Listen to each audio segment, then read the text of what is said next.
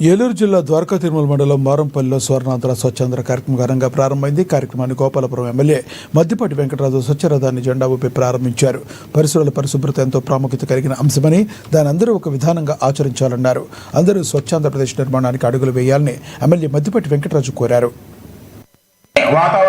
పిల్లోని school పంపించేటప్పుడు chocolate ఇస్తాం కదా, అంటే చాక్లెట్ ఇస్తున్నాను వెంటనే చాక్లెట్ కోసం ఎలా అయితే పరిగెట్టుకుంటూ స్కూల్కి పిల్లోడు వెళ్తాడో మీకు అది ఇచ్చేది చాక్లెట్ లాంటిది. అంటే అలవాటు చేయడానికి నేరుగా చెబితే అలవాటు పడరేమని చెప్పి డబ్బాలు ఇస్తాం, సోపులు ఇస్తాం, పౌడర్ టిన్లు ఇస్తాం, చెత్త పట్టండి అని కొన్ని ప్రణాళికలు పెట్టారు.